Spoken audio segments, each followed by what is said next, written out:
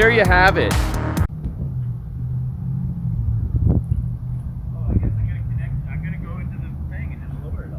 Let's do it. Let's capture it. Is that what you're doing? Yeah. Oh, you're going to capture it? Step 1, suspension overview.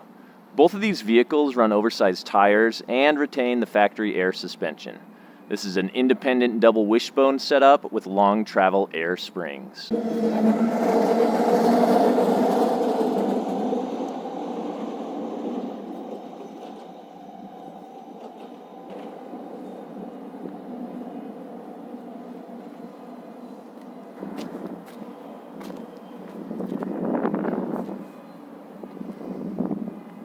Okay, so look, both of these trucks are on factory suspension. Hold on a second. Okay, let me move. So look, both of these trucks have the same factory air suspension.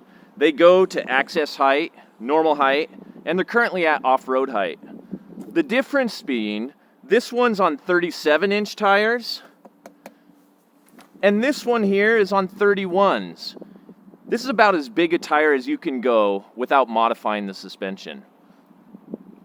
And this suspension has been modified. Let's take a look at it. Step 2.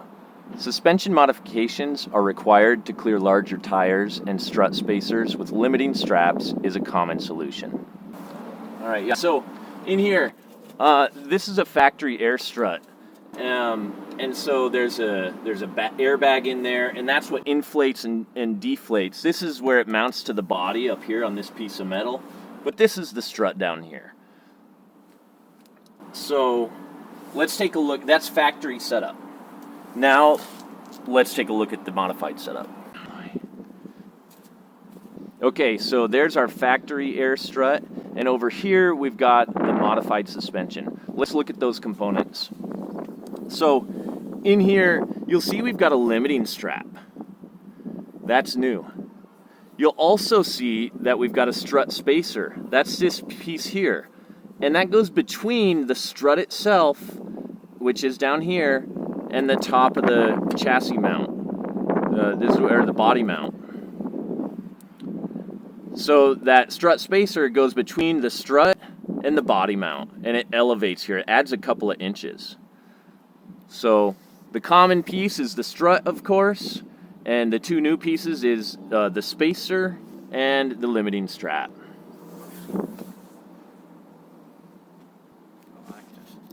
Step 3. These modifications may alter the maximum up and down wheel travel. So look, we're going to, when we think about the range of travel, we're thinking about how far up does it go? That's a question for us. And how far down does it go? That's a question for us. This is on the factory setup, and we do have some specs to reference for that. But over here, it's a little bit different story. It's going to be the same equation, and we want to measure the same thing. How far up does the suspension compress? And how far down does the suspension extend? So let's find out. Front suspension. Factory specifications indicate there's 10 inches or 255 millimeters of vertical wheel travel.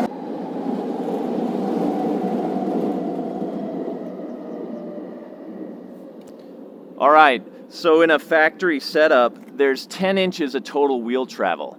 That means it can go up some amount and down some amount, and that whole range is 10 inches. That's for the front.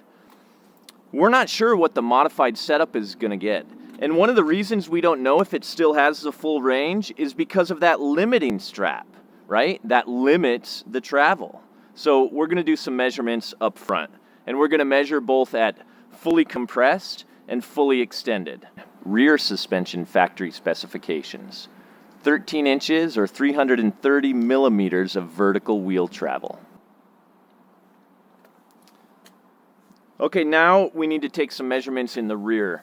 The factory should get 13 inches of total wheel travel. We're going to measure and make sure.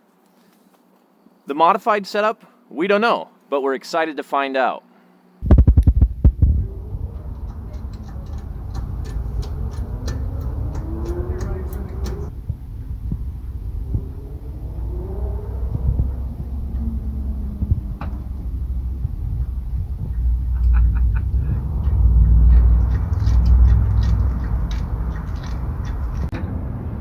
So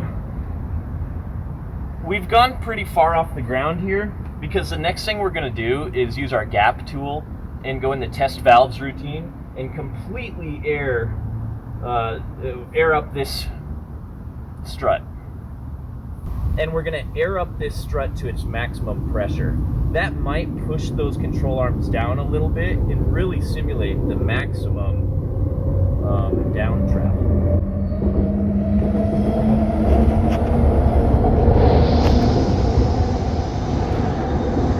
Here's the computers we're using for this stuff, our couple of pairs of smart glasses. This here is where we have our whole outline. These are all of the kind of steps that we're going through today. And we've got the trucks in the air now. So we're gonna do some stuff with the gap tool next.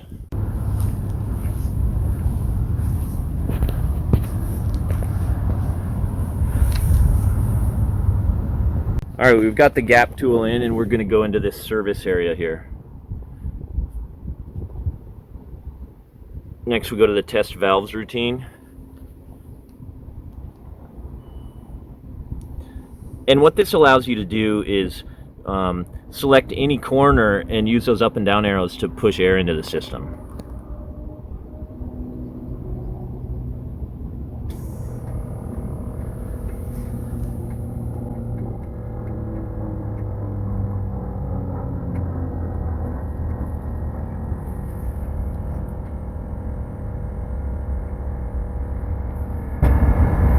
So you can see you just have to hold the up arrow to inflate, and you'd hold the down arrow to deflate.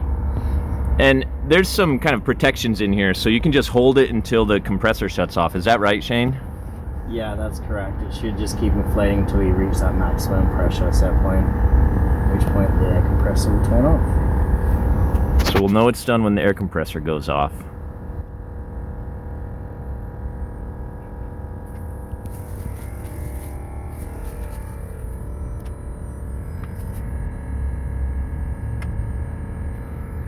We can see that limit strap is coming into effect already.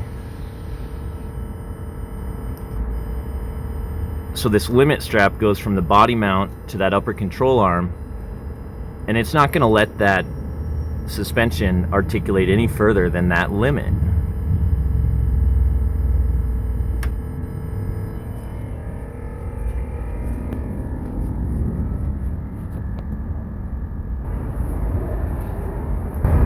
What do you think?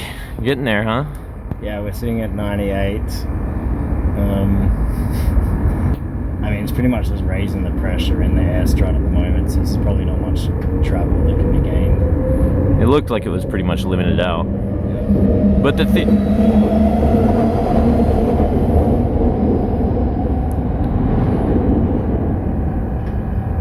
But going to max pressure until the compressor shuts off is a way for us to keep a uniform test between both vehicles. So tell me again about those cross valves. This is a great question.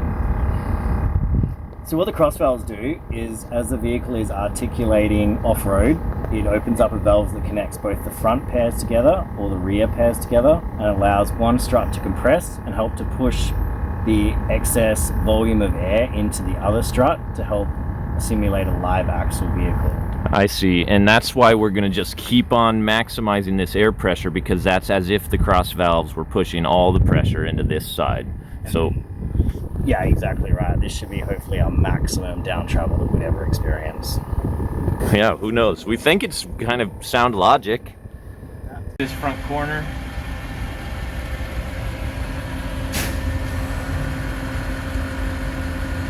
I'm not sure if we'll be able to see the tire move.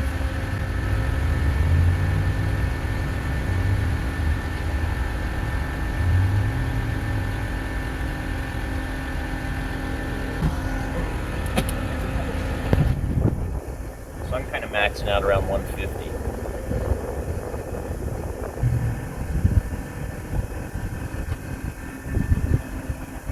I'm not seeing any more motion. Yeah. Let's call it. Okay. Front suspension. Test. Maximum down travel. The vehicle has been lifted at the chassis and air spring is inflated to max pressure, i.e. full droop. So we're going to measure from the center cap of the wheel to the top of the fender, very similar to if we were doing a calibration for air suspension. In this case, I have got 25 inches exactly, and we will use this measurement as our full droop value, which will then subtract from our compressed value to work out our total travel. Do the same on this one now. Measure from that center cap all the way to the top.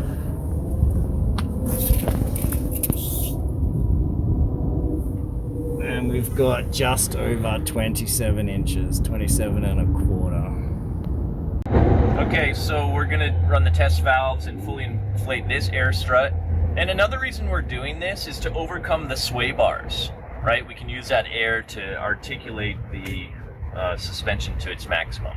Again, we're looking at the maximum extension. What were we calling it? Maximum down travel. Down travel, yeah. So we're looking for the maximum down travel measurement right now.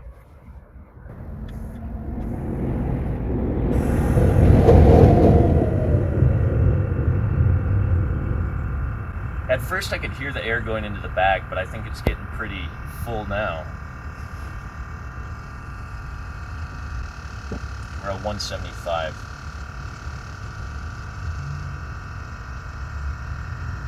I think that's it. Rear suspension. You can see that limit strap doing its job. It's connecting again to the top of the coil bucket, or top of the strut tower is limited by this strap to the control arm. All right, let's go ahead and inflate that airbag. So we can see the tire dropped a little bit. That's why we're doing this. And it's just about to make contact with the ground.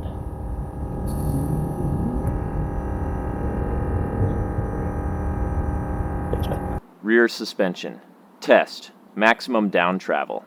The vehicle has been lifted at the chassis and air spring is inflated to max pressure, i.e. full droop. Now we're going to measure the droop, or the most extension travel for the rear.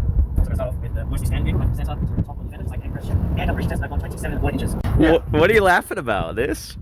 Like, yeah, like the whole thing's just like ground off. It's great. Well, these wheels protect... They've been massaged. Yeah. Maybe massaging. Okay, let's do our measurements. Yeah, let's get back on track. Okay. So what we're going to do now is measure the maximum down travel for the rear. And I'm going to start off exactly the same as the calibration procedure by measuring from the center cap to the top of the fender, or the bottom of the fender. And keep it straight. I've got 27 and a half. Really? Keep it straight. It looks bent. Hover the one out, yeah. Can't it be a round number like 27? Then it'll be 13. It'll make some... Okay. And I'm going to measure this, and it's 27.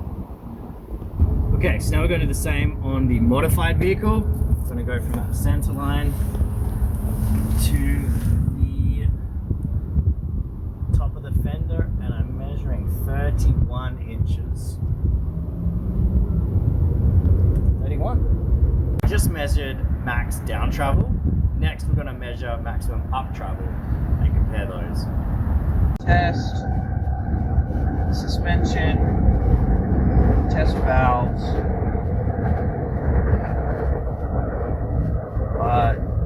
I think I'll do... What? I would have maybe just said do the, if you go back once. Yeah, okay, let's have a look. So do I quit this? Yeah, so let's quit that routine. Okay. Do I have to do that? No, we'll just leave it. Oh God. And so we want to go deflate corners, and we'll probably deflate reservoir as well. Okay, now look, it's going to do all of them. All at once. This is why you want to get yourself a tool. Gap is a good one.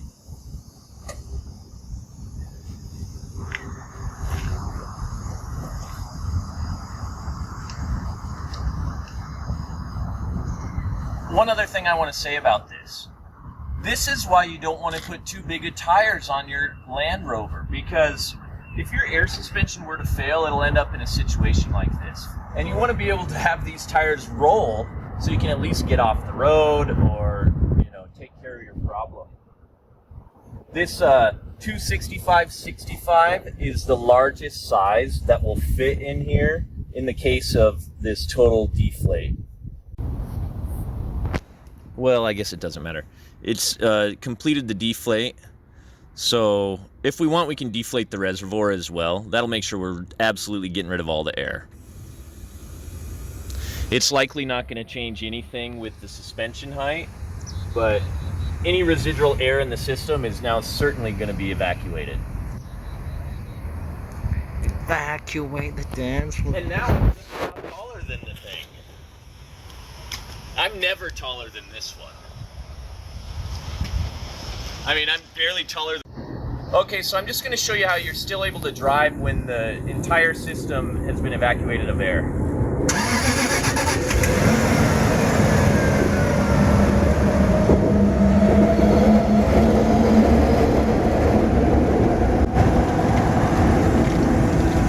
If these tires were any bigger, they would be rubbing on the insides of these fender wells. The other thing you want to test is going lock to lock on your steering, because that's where a lot of the rubbing can happen. And so some things change when you go into reverse. Reverse changes a little bit of the geometry, so you might want to try that too.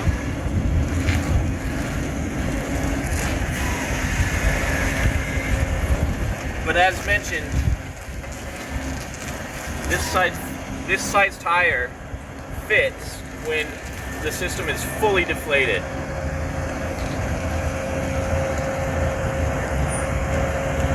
There's one more thing I want to tell you. Come here.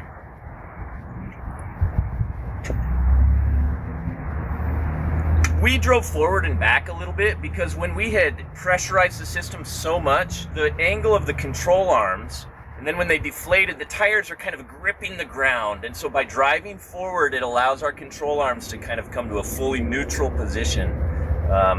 So you're going to see us do that on this truck as well. It's an important part of getting to the absolute compression, or what people call riding on the bump stops.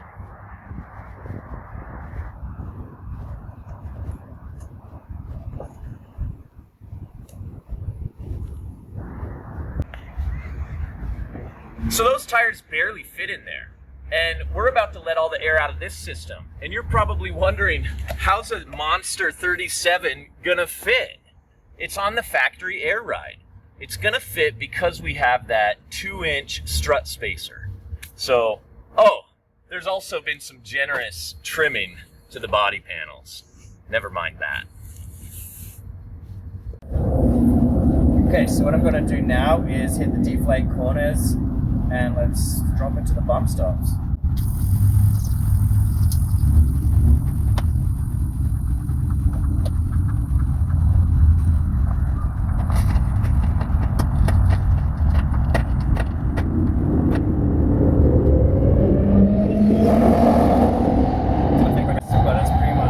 Let's see on your phone, let's see what it tells you. Drive forwards to just relieve. Come over here because the sun.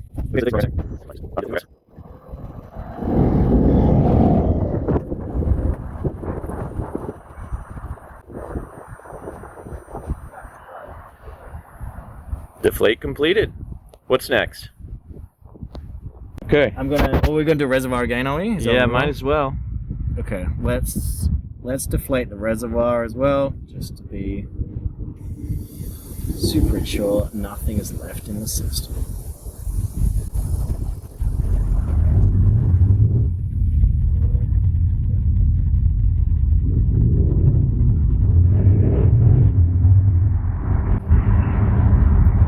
Wow. This is the longest 90 seconds of my life. So interesting. Wow, I just can't wait for that complete message. Is it gonna happen? Who knows?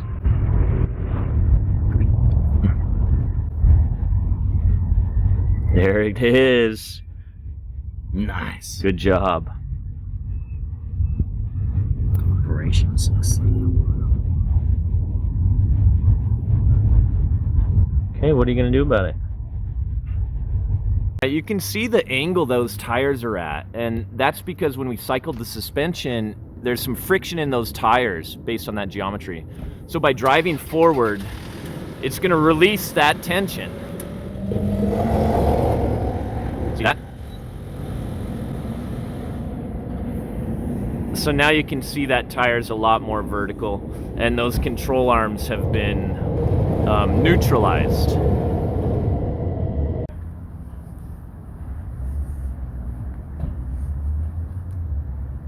So this is what they both look like on their bump stops.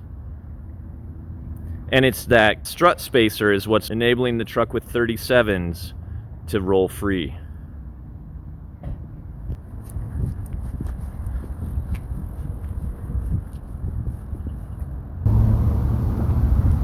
All right, now they're both on the bump stops, and that strut spacer is what's allowing those 37s to fit.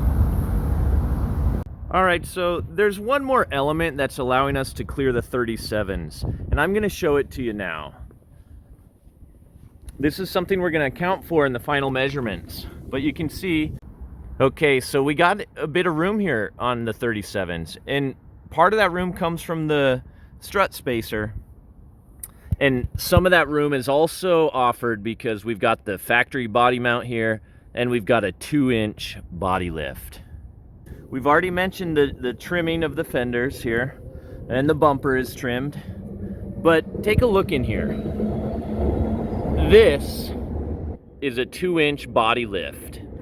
This is the factory isolator, and that's the 2-inch lift. Front suspension. Test. Maximum up travel.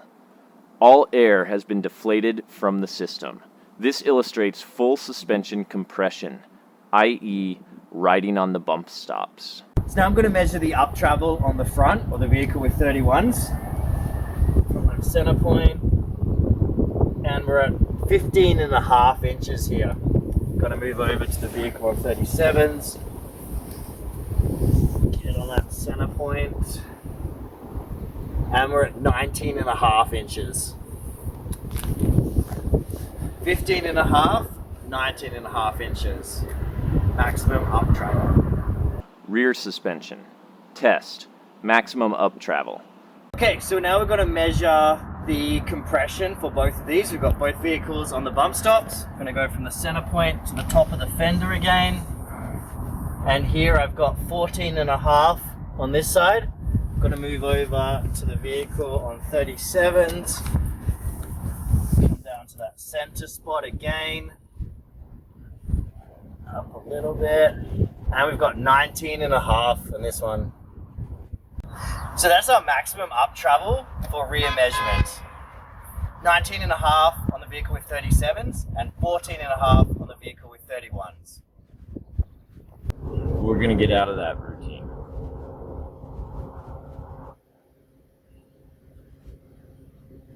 Okay, we're connecting. We're gonna go into our service mode. What am I gonna re-enable EAS? Yeah.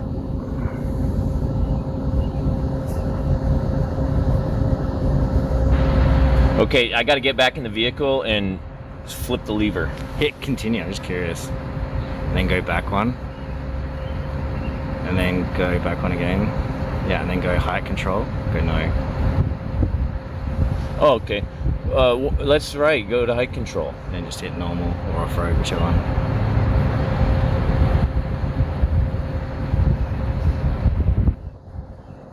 Okay, I'd never tried that before. Oh yeah, it's working. Or is it? I hear something. I remember the air compressors, like the whole Yeah, tank there's completely... no air in the system at all. But this is flashing, just like it flashes when you're in extended height in the vehicle. Oh, I hear the compressor. But it certainly isn't doing anything yet, is The it? compressor temp's going up, so my guess is it's doing stuff. Oh, okay, you see it here. Yeah. Yeah. And you can see your values are actually changing. You're at -102, -101. Yeah, that's right. So everything's doing its thing. Coming back to life.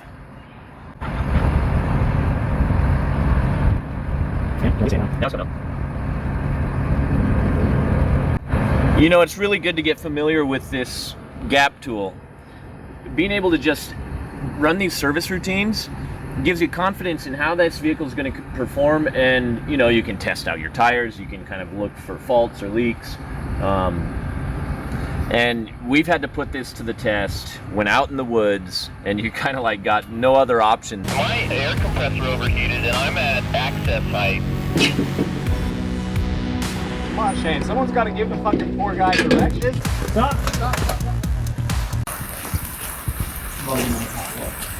Yeah. Blue lights. Haven't done in a long time. Yeah, I used to get pretty creative with volume on top. Yeah. And to try to figure it out, this is an invaluable tool for that.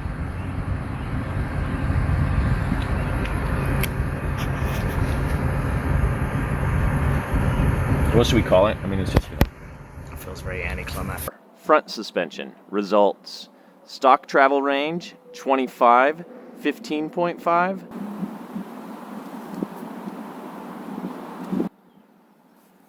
Okay, so we've got our final measurements. As you remember, we measured from the center of the hub here, and our maximum up travel, the measurement between the wheel and the fender, was 15.5 inches. The maximum down travel, droop, was 25 inches. So in a minute, we're going to get you that range. Let's look at the modified truck. These are the factory settings. Modified travel range, 27, 19.5.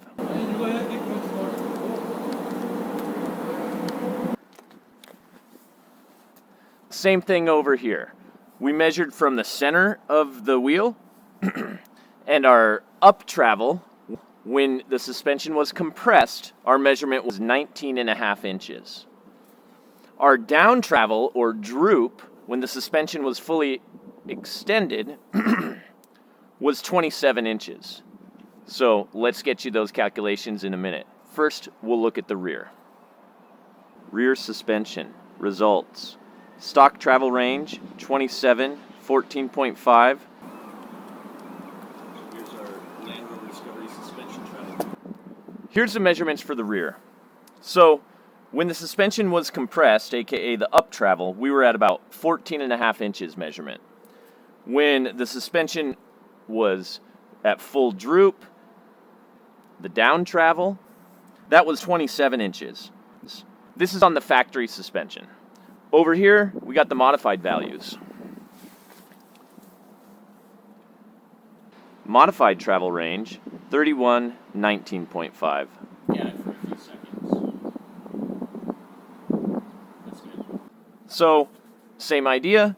The up travel when the suspension was compressed was 19.5 inches. And the down travel when the tire was hanging free was 31 inches. So what are we going to do with these numbers? Well, we're going to do a little bit of math, and this is going to give us the full suspension travel range. Let's look at that now. So that's what success looks like. We've done our suspension travel comparison. We used our augmented reality glasses, and we'll take a little bit closer look.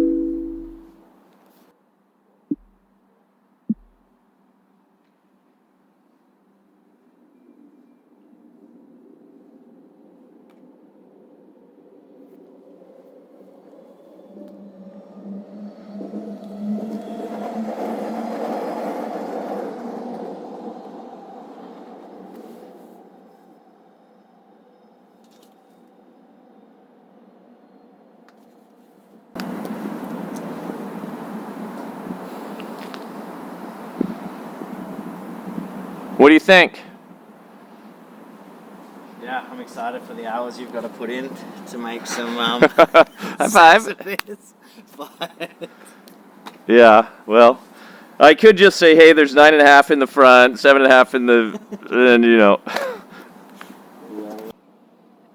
All right, so here's all the measurements.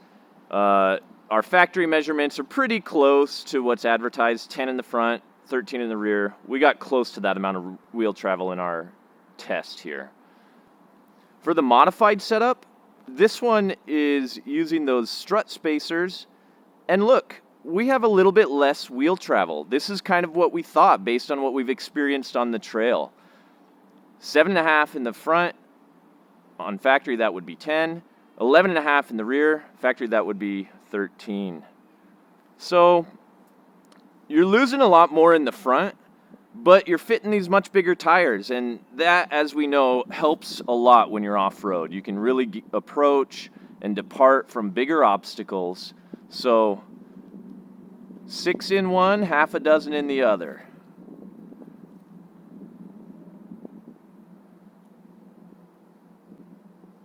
So you win some, you lose some. It kind of all comes out in the wash, but now we know.